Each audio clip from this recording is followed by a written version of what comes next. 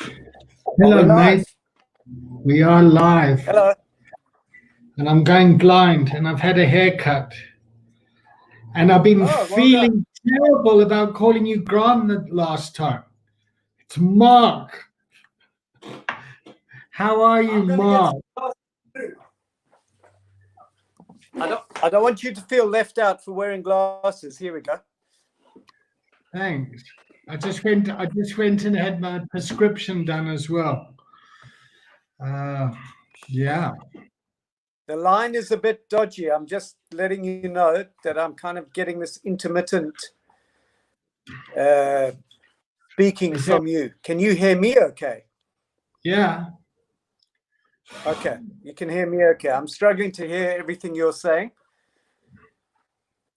Is that any So better? forgive me. Oh, that's better. Yes. Okay. That's definitely better. Okay. All right. Cool. All right. Here's a conversation starter.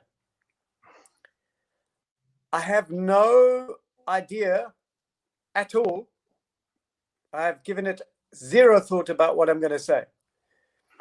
So this is what you call real spontaneity, real in the moment, just seeing what comes up in the space. Just thought I'd share that with you. Good. Good. How's your week been? Yeah, it's been textured. It's been a lot of good stuff, a lot of thoughtful stuff. Are you there? You've frozen on me. No, I'm here. I'm just being quiet. I'm just listening to you, Mark. Okay. And I overall am in much better space, but that doesn't mean I don't feel real painful, reflective moments, you know. And I can also feel what a lot of my clients are going through, even what you're going through as a fellow professional. And I would be lying to say that I am immune. And I feel a bit irritated with some of what I call the spiritual profession, you know, like, oh, it's just in the past. Live in the moment.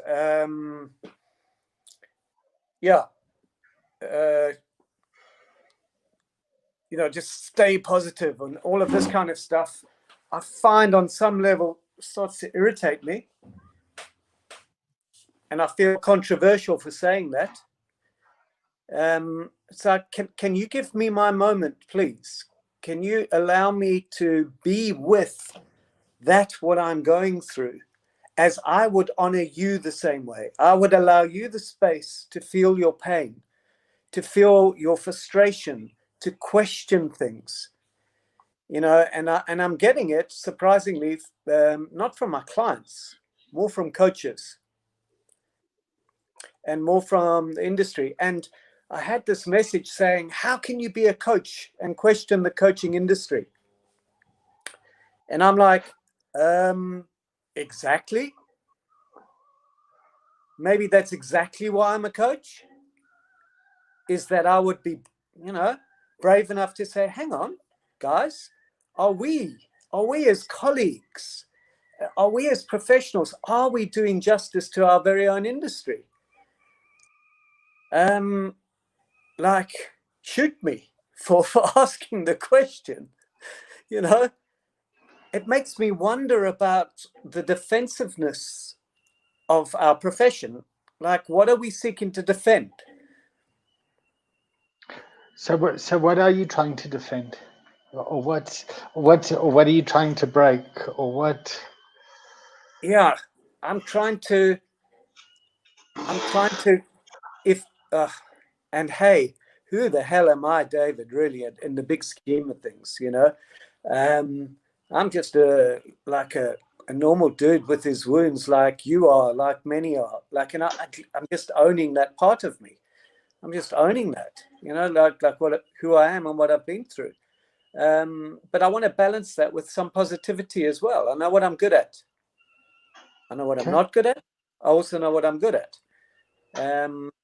But to answer your question, what am I seeking to do is I'm a little bit tired of the show, of the sheen, of the gloss.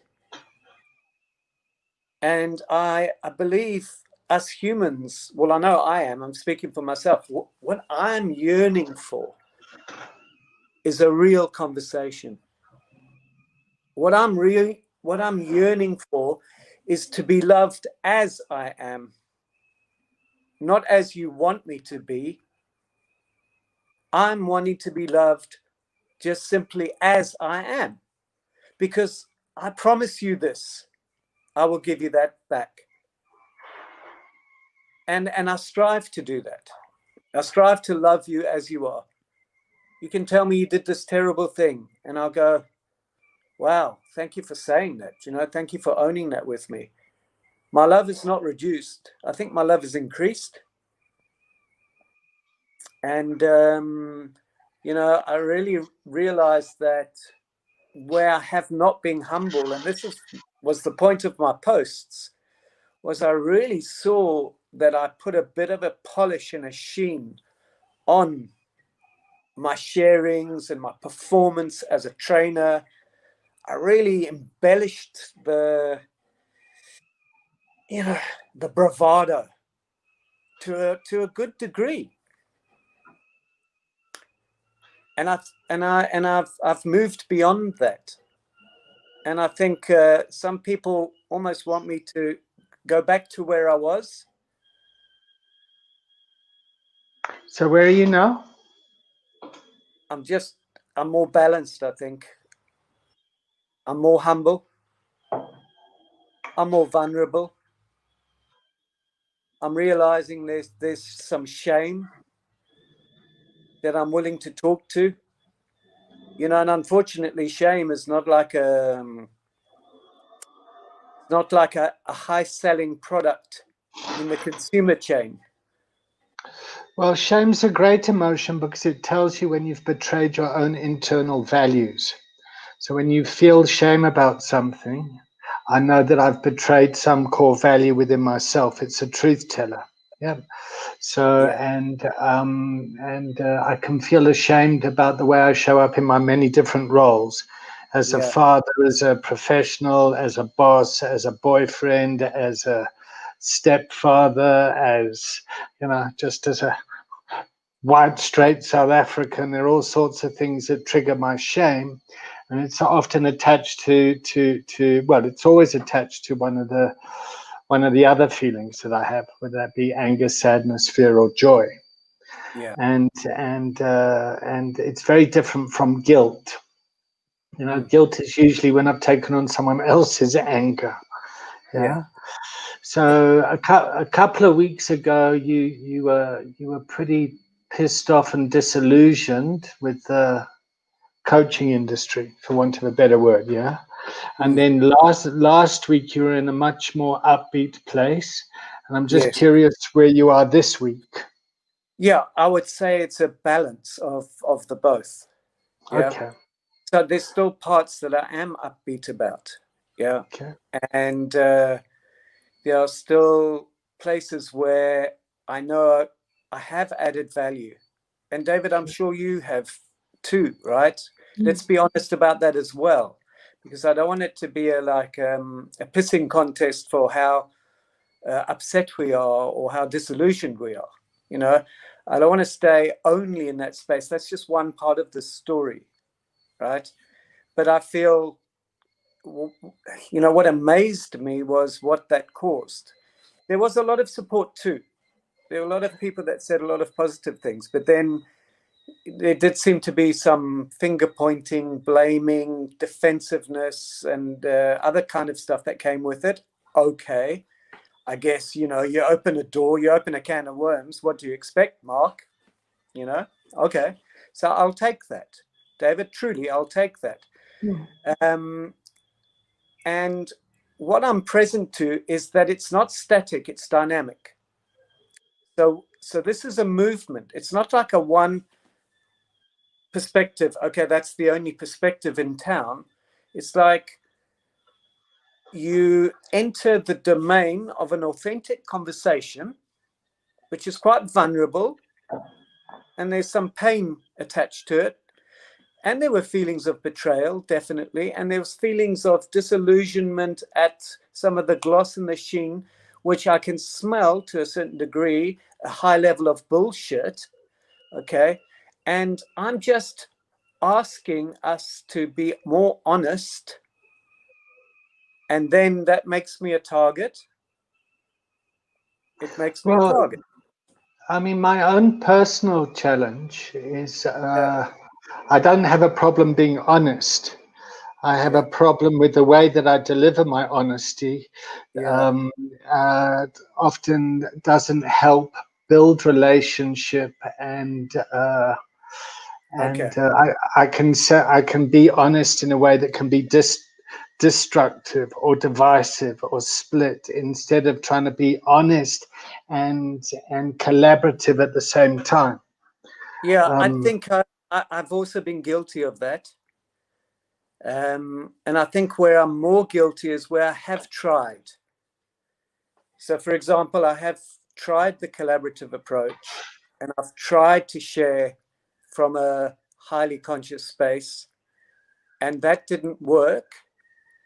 And that's a trigger for me personally, because so I really tried, put some effort in, made no difference. And now I find the fighter, the edgy, snarky, almost bitchy, proving a point mark comes to the party. He's not so nice. Even I'm embarrassed about him. You know? So how can you bring him to the party without being embarrassed? Because I mean, what happens for me is if I go the other way, I feel that I'm selling out, and you know, I feel like I'm sucking up, and I just don't like who I become. So it's difficult for me to find the middle ground. You know, oh my word! I mean, I can so relate, David. I can so relate to that. I really finding this middle ground. You know, I sometimes wonder if it's even in my DNA, this kind of like middle ground. You know, I do wonder these kind of things. And I think what I'm realizing is maybe just stay engaged. So I've reached out to a couple of people. I don't really want to go there in this conversation. That I realized that I had allowed resentment to come up in my system, and I've reached out for a completion conversation with a couple of people. I haven't had them. They're scheduled. I haven't had them yet, but I'm already feeling better. Okay, good. All right. Yeah. So resentment's kind of unacknowledged anger that you kind of keep thinking about, that you bring into the pillow. And to go and sit down and have those conversations is a great place to start. Yeah. And I have no idea what will happen in those conversations because I haven't had them as yet, but they're scheduled, and that's good. It's a start, right? I'm nervous about them, and I'm not nervous about them. So what might happen? About me. Yeah. In the fear, what might happen? That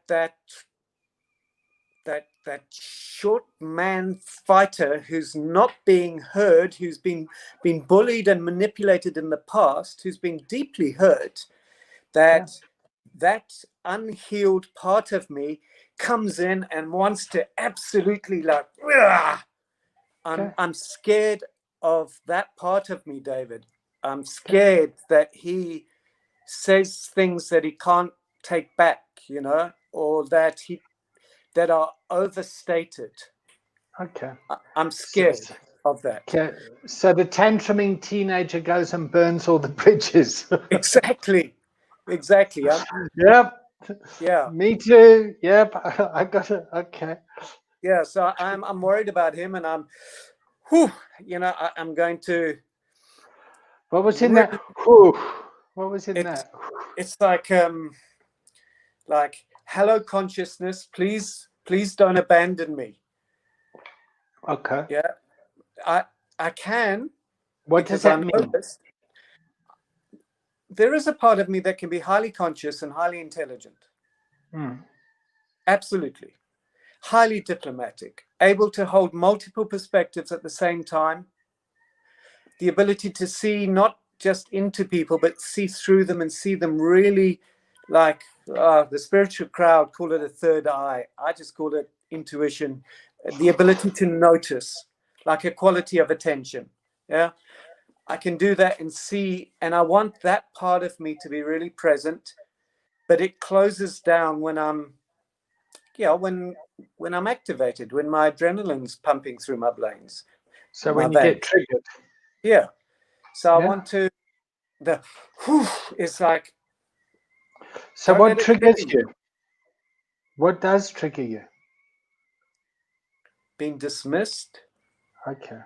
Being misunderstood. Oh, that's a big one for me. Yeah. Why don't I just understand? And also being manipulated and patronized. Okay. So these are triggers for me.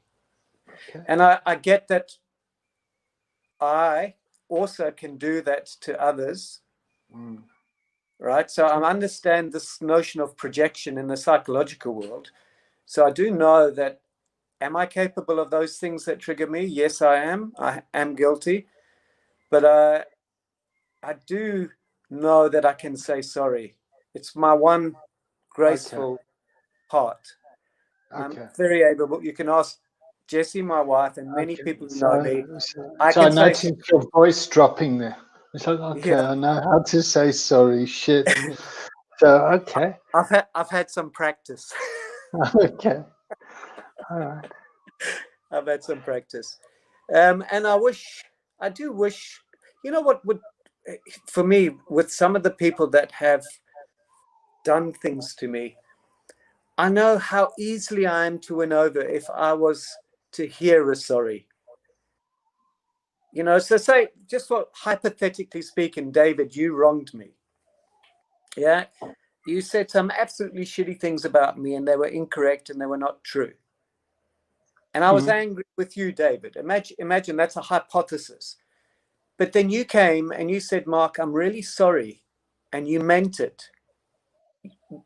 You would have my forgiveness like that. You would. If I felt that you were genuine. And this is what I wish more of us were capable of.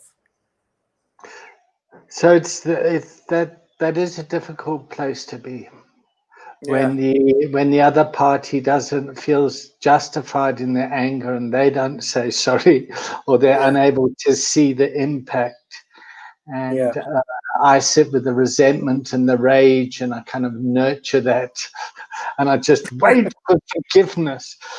Yeah. And, I waited for my ex-wife to say sorry once. I waited 7 years, and her plane was delayed at Cape Town Airport.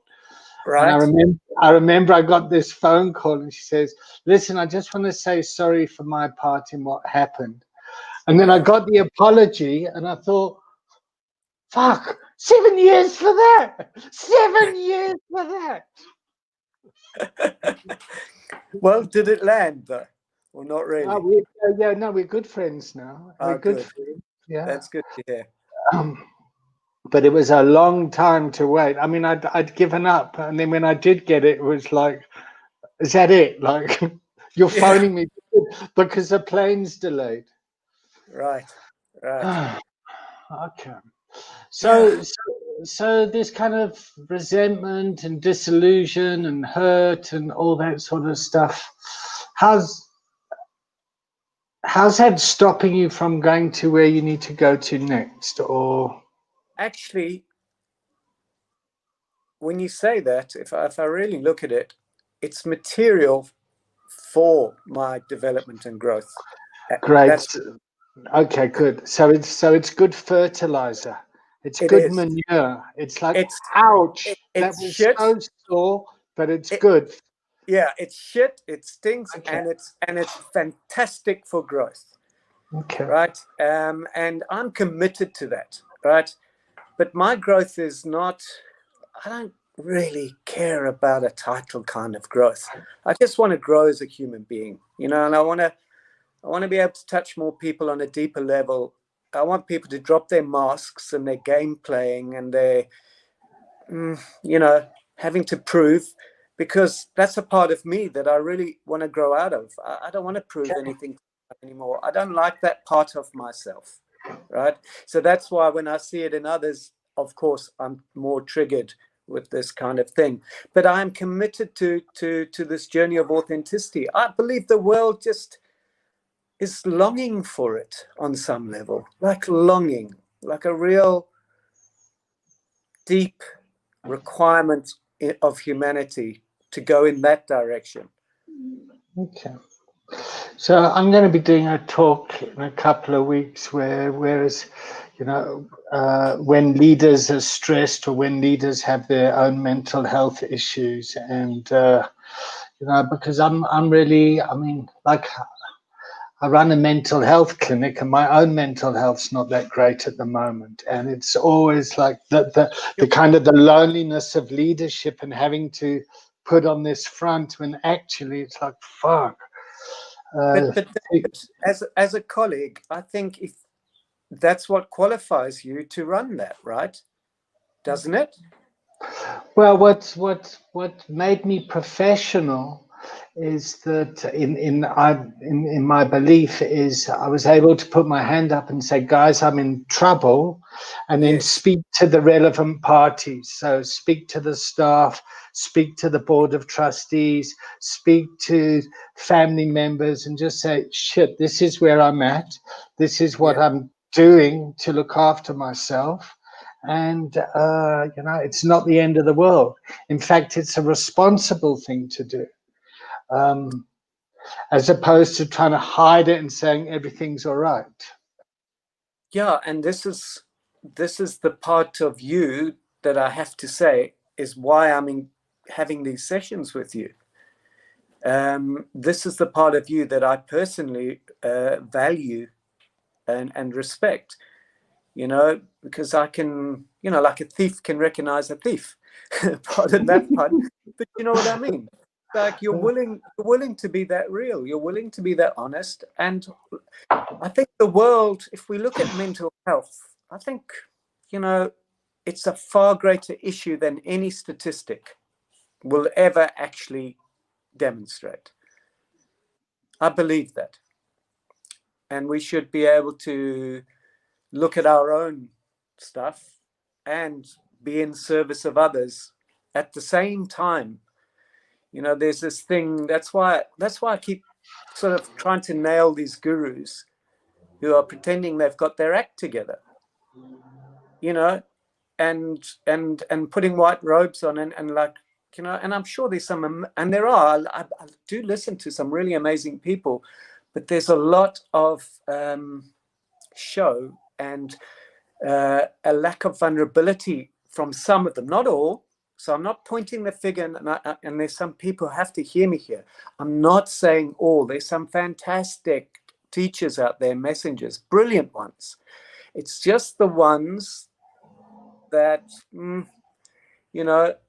I see a complete lack of vulnerability and the ability to do what you're doing, for example.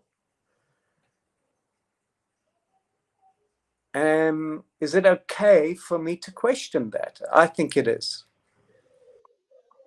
I think it would be remiss of the individual if they didn't. Right. It's fine it's different with children, but with adults, I think as coaches, we should be teaching people to think and to question and to criticize and to, not to be blinded. And I can easily be seduced by that. Yes. And I was seduced by that. Okay.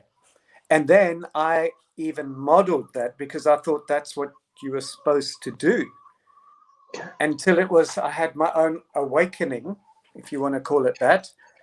And that awakening was very painful, because I had to look back at who I'd been being and go, oh my God, what was that? Mark, what was that? Is that everyone was applauding you and going, wow, like you have such charisma and energy. And then I was going, oh my God, what was that actually about? And that for me, it threw me off kilter massively. Like like I was so lost for a while, trying to just deal with my own realization. But now the shift that you've seen is the kind of the integration of the realization, like owning it.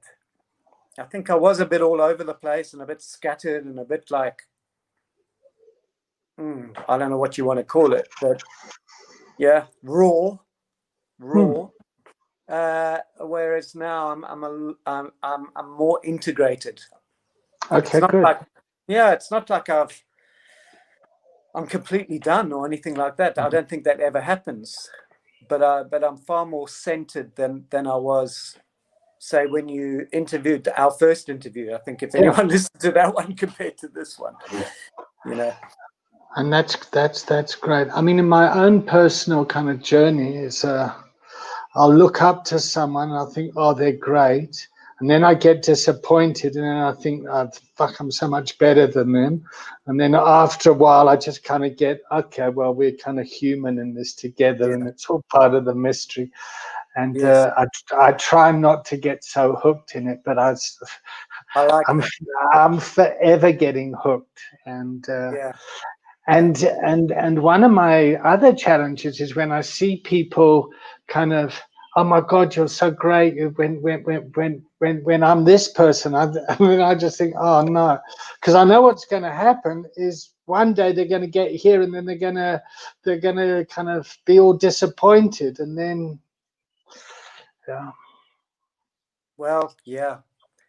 that's the danger of being on any pedestal, is ultimately you will get knocked off. Just a matter of time. So if we can consciously climb down from the own pedestal that we may have put ourselves on, that's kind of a good idea. But anyway, I think it takes a journey, though. It's a bit of a journey of life to get these realizations. And actually I wouldn't necessarily change much, as painful as some of it truly has been. I wouldn't change much. It is what it is. And here we are. So we're coming up to half an hour. You wanted to just go for half an hour today. That really suits me. Thank you for honoring that. No, it's an absolute pleasure, and thank you for just coming here and just having a chat. And seeing where it goes.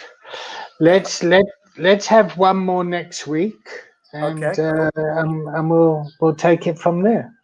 Brilliant. Have a fantastic rest of the day and an awesome week, and thanks for keeping it real, David. It's a pleasure, Mark. I'll talk to you later, mate. Bye. Cheers. Bye.